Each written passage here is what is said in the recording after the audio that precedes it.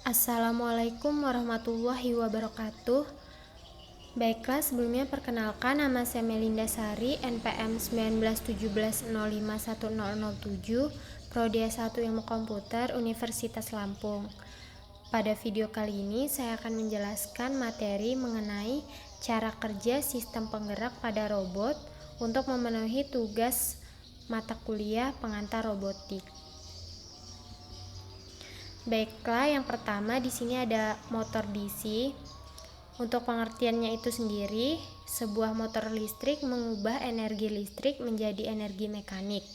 Kebanyakan motor listrik beroperasi melalui interaksi medan magnet dan konduktor pembawa arus untuk menghasilkan kekuatan. Meskipun motor elektrostatik menggunakan gaya elektrostatik, proses sebaliknya, menghasilkan energi listrik dari energi mekanik yang dilakukan oleh generator seperti alternator atau dinamo. Banyak jenis motor listrik dapat dijalankan sebagai generator dan sebaliknya. Motor listrik dan generator yang sering disebut sebagai mesin-mesin listrik. Pada motor DC, kumparan medan disebut stator atau bagian yang tidak berputar, dan kumparan jangkar disebut rotor atau bagian yang berputar. Jika terjadi putaran pada kumparan jangkar dalam pada medan magnet, maka akan timbul tegangan atau GGL yang berubah-ubah arah pada setiap setengah putaran, sehingga merupakan tegangan bolak-balik.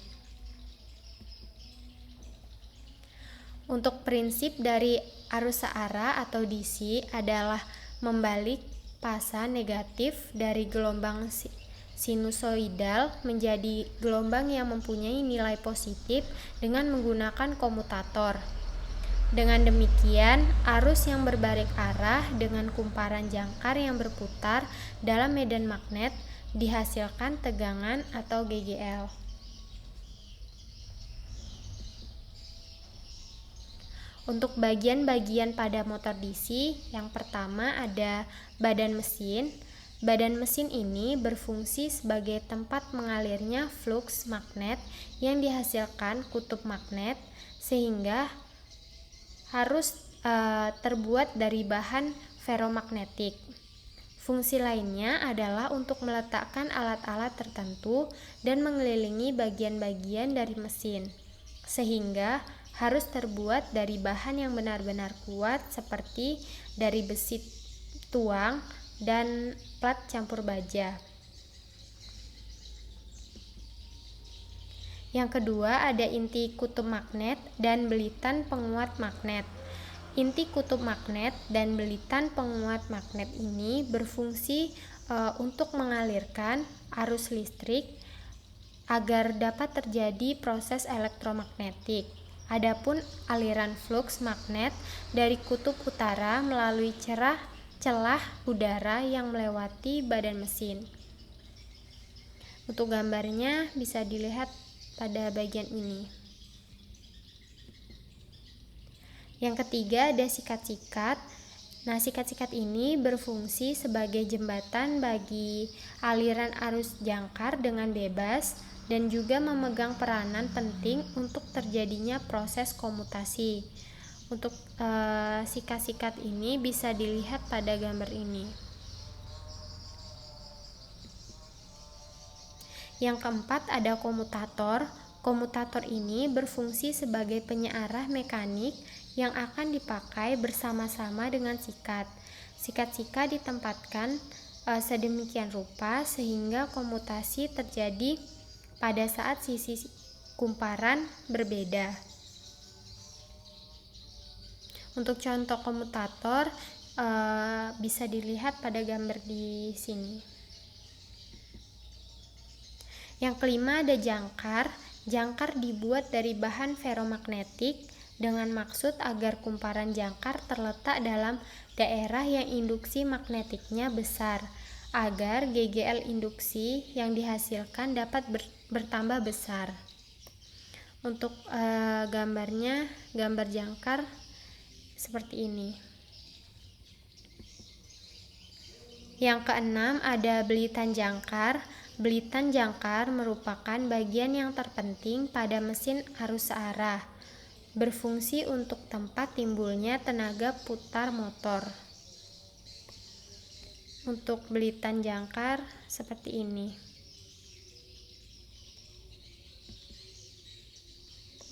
Selanjutnya yaitu prinsip kerja motor DC. Mekanisme kerja untuk seluruh jenis motor listrik secara umum. Yang pertama, arus listrik dalam medan magnet akan memberikan gaya. Yang kedua, jika kawat yang membawa arus dibengkokkan menjadi sebuah lingkaran atau loop, maka kedua sisi loop, yaitu pada sudut kanan medan magnet, akan mendapatkan gaya pada arah yang berlawanan. Yang ketiga, pasangan gaya menghasilkan tenaga putar atau torque untuk memutar kumparan. Yang keempat, motor-motor memiliki beberapa loop pada dinamonya untuk memberikan tenaga putaran yang lebih seragam dan medan magnetnya yang dihasilkan oleh susunan elektromagnetik yang disebut kumparan medan. Untuk gambarnya seperti ini.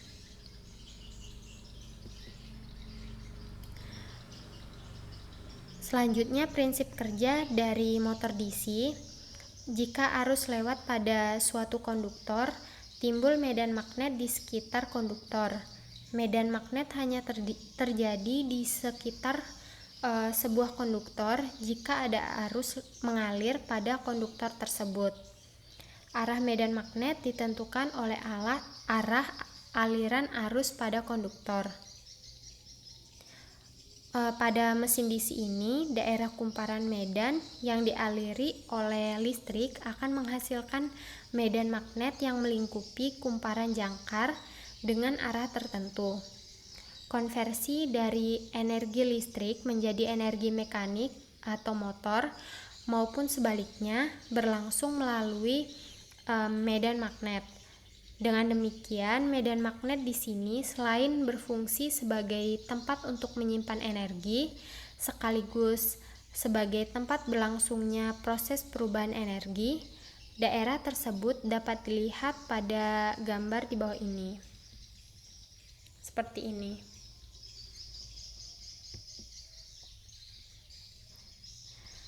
Nah, agar proses perubahan energi mekanik dapat berlangsung secara sempurna, maka tegangan sumber itu harus lebih besar daripada tegangan gerakan yang disebabkan reaksi lawan.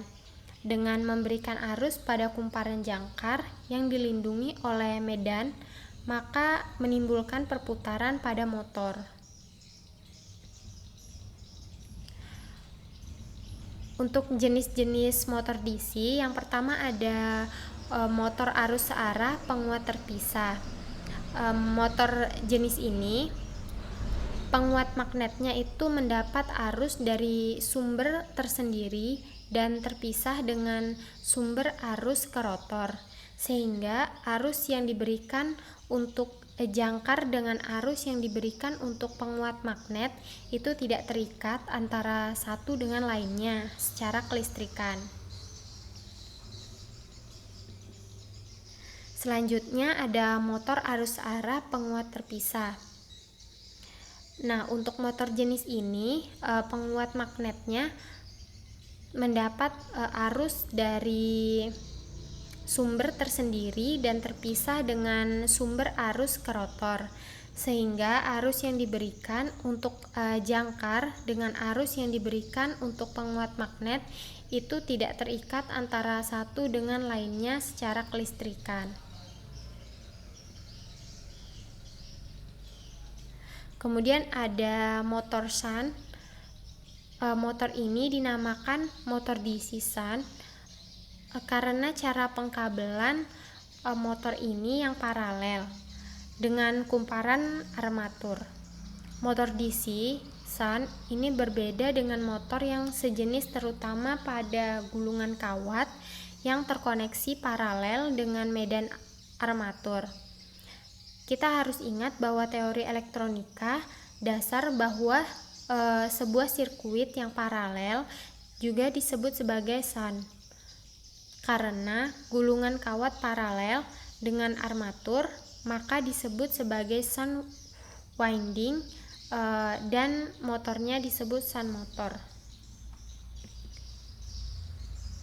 Selanjutnya ada motor seri. Motor ini dipasang secara seri dengan kumparan armatur. Motor ini kurang stabil.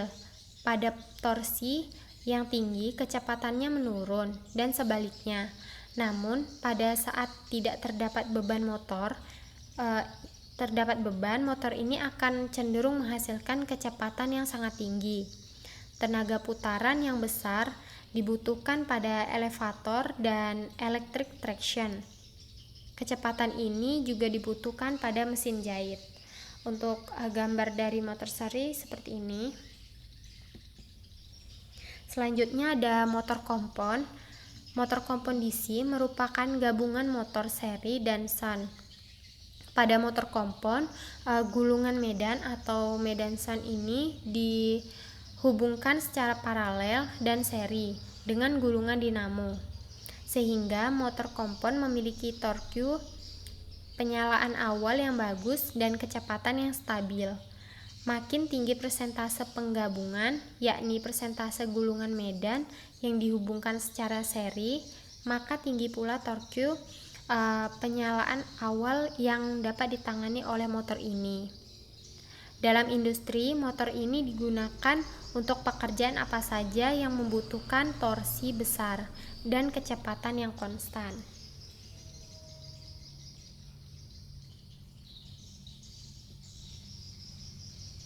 Selanjutnya ada motor stepper. Untuk pengertiannya itu sendiri, motor stepper adalah salah satu jenis motor DC yang dikendalikan dengan pulsa-pulsa digital. Prinsip kerja motor stepper adalah bekerja dengan mengubah pulsa elektronis menjadi gerakan mekanis diskrit, di mana motor stepper bergerak berdasarkan urutan pulsa yang diberikan kepada motor stepper tersebut. Untuk kelebihan motor stepper, yang pertama, sudut rotasi motor proporsional dengan pulsa masukan, sehingga lebih mudah diatur. Yang kedua, motor dapat langsung memberikan torsi penuh pada saat mulai bergerak. Yang ketiga, posisi dan pergerakan repetisinya dapat ditentukan secara presisi. Yang keempat, memiliki respon yang sangat baik terhadap mulai, stop, dan berbalik atau perputaran. Yang kelima, sangat reliable karena tidak adanya sikat yang bersentuhan dengan rotor seperti pada motor DC. Yang keenam, dapat menghasilkan perputaran yang lambat sehingga beban dapat dikoppel langsung ke porosnya. Yang ketujuh, frekuensi perputaran dapat ditentukan secara bebas dan mudah pada range yang luas. Selanjutnya, prinsip kerja pada motor stepper. Prinsip kerja motor stepper adalah mengubah pulsa-pulsa input menjadi gerakan mekanis diskrit. Oleh karena itu, untuk menggerakkan motor stepper diperlukan pengendali motor stepper yang membangkitkan pulsa-pulsa periodik. Nah, berikut adalah ilustrasi struktur motor stepper sederhana dan pulsa yang dibutuhkan untuk menggerakkannya. Untuk motor stepper memiliki pin-pin input yang menjadi kutub-kutub magnet di dalam motor. Bila salah satu pin diberi sumber tegangan, pin tersebut akan mengaktifkan kutub di dalam magnet sebagai kutub utara dan kutub yang tidak diberi tegangan sebagai kutub selatan. Dengan terdapatnya dua kutub di dalam motor ini, rotor di dalam motor yang memiliki kutub permanen akan mengarah sesuai dengan kutub-kutub input. Kutub utara rotor akan mengarah ke kutub selatan stator, sedangkan kutub selatan rotor akan mengarah ke kutub utara stator. Untuk jenis-jenis motor stepper, yang pertama berdasarkan struktur rotor dan stator pada motor stepper. Yang pertama itu ada motor stepper variable reluctance atau VR. Motor stepper jenis ini telah lama ada dan merupakan jenis motor yang secara struktural paling mudah untuk dipahami. Motor ini terdiri atas sebuah rotor besi lunak dengan beberapa gerigi dan sebuah lilitan stator. Ketika lilitan stator diberi energi dengan arus DC, kutub-kutubnya menjadi termagnetasi. Perputaran terjadi ketika gigi-gigi rotor tertarik oleh kutub-kutub stator. Nah, berikut ini adalah penampang melintang dari motor stepper tipe variable reluctance atau VR. Yang kedua ada motor stepper permanen magnet atau PM. Motor stepper jenis ini memiliki rotor yang berbentuk seperti kaleng bundar yang terdiri atas lapisan magnet permanen yang diselang-seling dengan kutub yang berlawanan. Dengan adanya magnet permanen, maka intensitas flux magnet dalam motor ini akan meningkat sehingga dapat menghasilkan torsi yang lebih besar. Motor jenis ini biasanya memiliki resolusi langkah yang rendah, yaitu antara 7,5 hingga 15 derajat per langkah atau 48 hingga 24 langkah sehingga setiap putarannya. Nah, berikut ini adalah ilustrasi sederhana dari motor stepper tipe permanen magnet. Yang ketiga ada motor stepper hybrid atau HB. Motor stepper tipe hybrid memiliki struktur yang merupakan kombinasi dari kedua tipe motor stepper sebelumnya. Motor stepper tipe hybrid memiliki gigi-gigi seperti pada motor tipe VR dan juga memiliki magnet permanen yang tersusun secara aksial pada batang porosnya seperti motor tipe PM. Motor tipe ini paling banyak digunakan dalam berbagai aplikasi karena kinerja lebih baik. Motor tipe hybrid dapat menghasilkan resolusi langkah yang tinggi, yaitu antara 3,6 hingga 0,9 derajat per langkah atau 100 sampai 400 langkah setiap putarannya. Berikut ini adalah penampang melintang dari motor stepper tipe hybrid. Selanjutnya, berdasarkan metode perancangan rangkaian pengendalinya, motor stepper dibagi menjadi 3. Yang pertama, motor stepper unipolar. Rangkaian pengendali motor stepper unipolar lebih mudah dirancang karena hanya memerlukan satu switch atau transistor setiap lilitannya. Untuk menjalankan dan menghentikan motor ini cukup dengan menerapkan pulsa digital yang hanya terdiri atas tegangan positif dan 0 atau ground pada salah satu terminal lilitan atau wound. Motor sementara terminal lainnya dicatu dengan tegangan positif konstan atau VM pada bagian tengah dari lilitan seperti gambar di samping. Selanjutnya ada motor stepper bipolar. Untuk motor stepper dengan lilitan bipolar diperlukan sinyal pulsa yang berubah-ubah dari positif ke negatif dan sebaliknya. Jadi pada setiap terminal lilitan A dan B harus dihubungkan dengan sinyal yang mengayun dari positif ke negatif dan sebaliknya. Karena itu dibutuhkan rangkaian pengendali yang agak lebih kompleks daripada rangkaian pengendali untuk motor unipolar.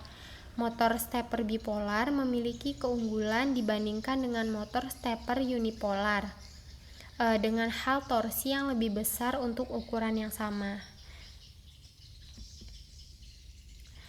Yang terakhir yaitu motor servo.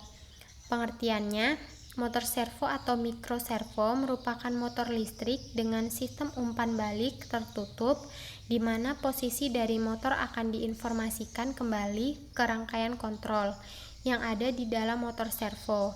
Motor ini terdiri dari sebuah motor DC, serangkaian gear, potensiometer, dan rangkaian kontrol. Potensiometer berfungsi untuk menentukan batas sudut dari putaran servo.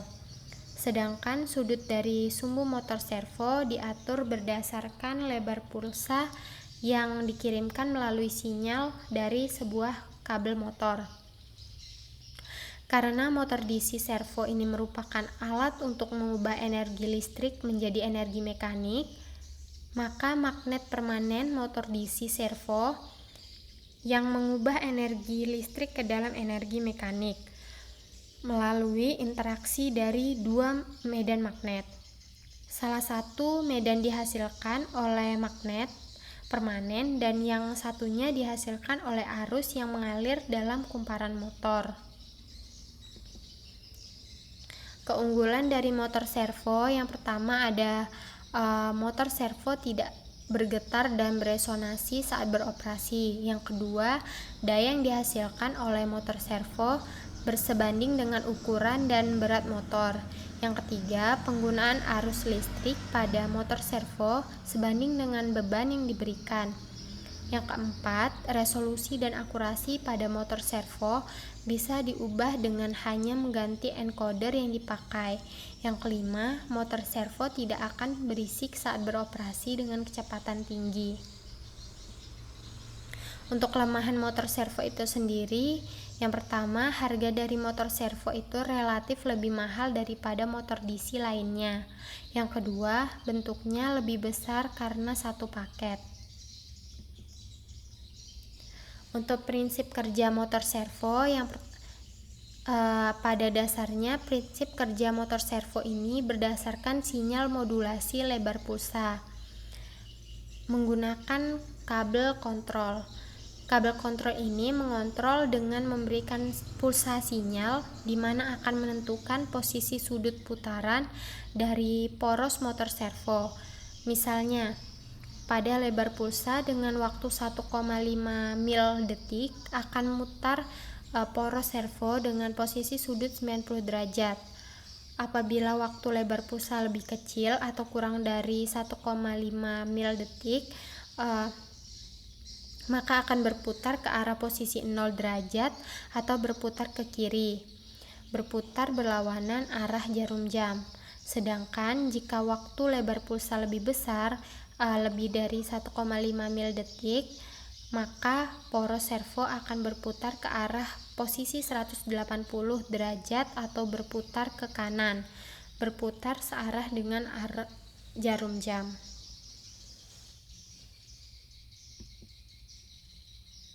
Untuk jenis-jenis motor servo, yang pertama ada motor servo standar. Motor servo standar ini merupakan motor servo hanya mampu berputar 180 derajat. Motor servo ini dapat berputar searah berlawanan maupun berlawanan dengan arah jarum jam. Akan tetapi, sesuai dengan namanya, sudut defleksinya hanya mencapai 180 derajat dengan perhitungan masing-masing sudut 90 derajat, yaitu kanan, tengah, kiri. Motor servo standar sering dipakai pada sistem robotika, misalnya untuk membuat robot lengan. Yang kedua ada motor servo continuous. Motor servo continuous merupakan motor servo yang dapat berputar 360 derajat. Motor servo ini dapat berputar searah maupun berlawanan arah jarum jam. Yang membedakan motor servo ini dengan motor servo standar yaitu sudut defleksi putarannya. Sesuai dengan namanya, motor servo ini tidak memiliki sudut defleksi putaran, melainkan berputar secara kontinu. Motor servo continuous sering dipakai untuk mobile robot. Pada badan servo tertulis tipe servo yang bersangkutan. Selanjutnya, untuk motor servo continue itu merupakan sebuah motor DC kecil yang diberi sistem gear dan potentiometer sehingga dia dapat menempatkan horn servo pada posisi yang dikehendaki. Karena motor ini menggunakan sistem closed loop sehingga posisi horn yang dikehendaki bisa dipertahankan. Horn pada servo ada dua jenis, yaitu horn X dan horn berbentuk bulat. Pengendalian gerakan batang motor servo dapat dilakukan dengan menggunakan metode PWM. Teknik ini menggunakan sistem lebar pulsa untuk mengendalikan putaran motor. Sudut dari sumbu motor servo diatur berdasarkan lebar pulsa yang dikirim melalui kaki sinyal dari kabel motor. Nah, yang pertama ini adalah gambar dari servo dengan horn X. Yang kedua yaitu servo dengan horn bulat. Baiklah, mungkin sekian penjelasan dari saya. Mohon maaf apabila ada salah kata dalam menjelaskan. Saya ucapkan terima kasih. Wassalamualaikum warahmatullahi wabarakatuh.